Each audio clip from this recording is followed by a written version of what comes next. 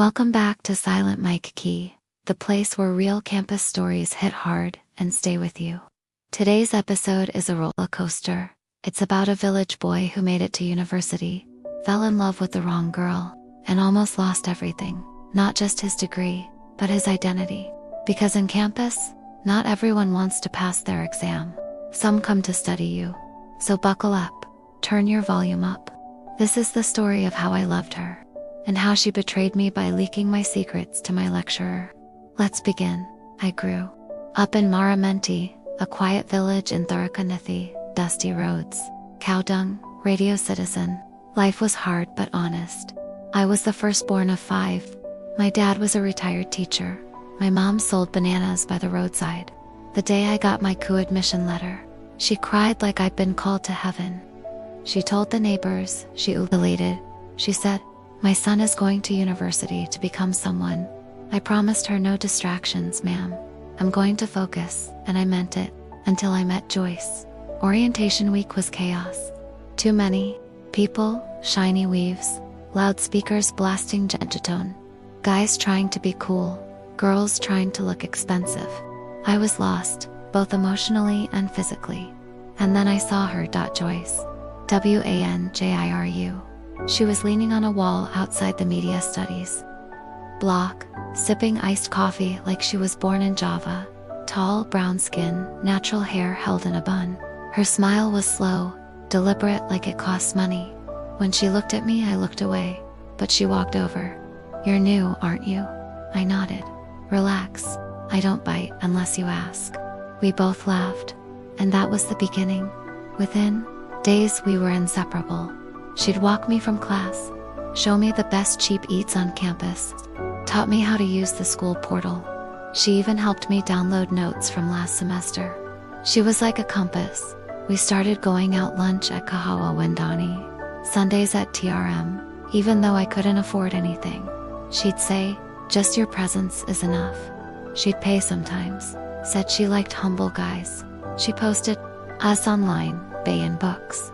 I started changing from a quiet villager to a confident man. I bought cologne, started ironing my shirts twice, even tried dreadlocks. Joyce loved it, but more than anything, she made me feel seen. See, Joyce wasn't just dating me. She was studying me carefully, patiently. She knew I struggled with one particular lecturer, Dr. Obuja, the one who graded like we owed him rent. She knew I didn't have a laptop, that I typed assignments on my phone at 1 a.m. in the hostel. She knew everything, and I told her. Why wouldn't I? She was my person. One day, a strange thing happened. I had submitted a research paper, a 12-page report on political apathy among youth. It was my best work yet. I'd stayed up all night then. Obuya summoned me. "This is suspicious." I froze. "You submitted this same work last semester, under a different name." I was confused. I argued, pleaded. But he pulled out another printed copy, nearly identical. Only the name on top was Kelvin Otieno. "Someone shared your work," he said. "And you both submitted. You expect me to believe it's a coincidence." I told him I wrote mine, that I never shared it, that it was my original work. He smiled in a way that wasn't friendly. "Funny," he said, "because a student emailed me last week warning me about you. She attached this exact file." Then he looked straight at me. "Her name is Joyce Wanjiru." My world shattered. I confronted her that night. We met near the basketball court where we usually chilled. She was chewing gum. "Is it true?" I asked. She laughed. "You actually believed we were dating." Silence. "You embarrassed my friend Brian during the student leadership debate. Remember that guy you roasted with facts?" I nodded slowly. He told me to humble.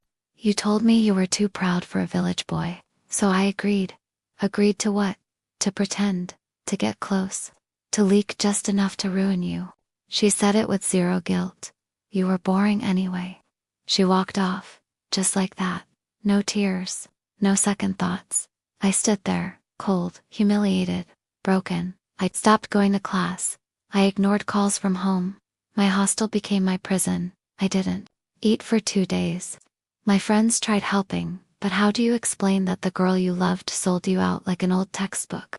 I thought about dropping out, but one day, I scrolled through my mom's last message. Remember why you're there, my son. Even the devil studies in university. I decided to fight back. I appealed the plagiarism case. I told Obuya to check the metadata, the digital fingerprint of my file.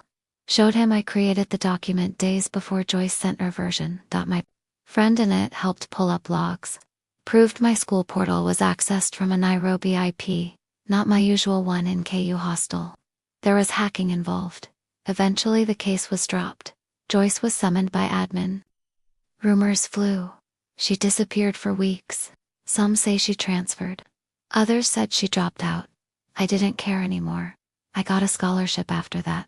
For resilience and academic integrity. Funny, huh? Campus doesn't just give you a degree. It gives you scars. And scars tell stories.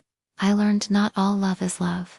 Sometimes the people who text you goodnight are the same ones planning your fall. I learned the value of silence, of watching, listening, observing. Now I don't chase friendships. I don't overshare. I move quietly, focused. Because in campus, some people date you not to love you, but to study you, and submit your downfall. Thanks for listening to Silent Mike K. If this story hit home, you're not alone. Maybe you've loved and lost. Maybe you trusted the wrong person. Maybe you're still trying to figure out who's real. Let this story be your reminder. Protect your peace. Guard your purpose. Love yourself enough to walk away. We have more campus stories coming. Some will make you cry. Others will make you angry.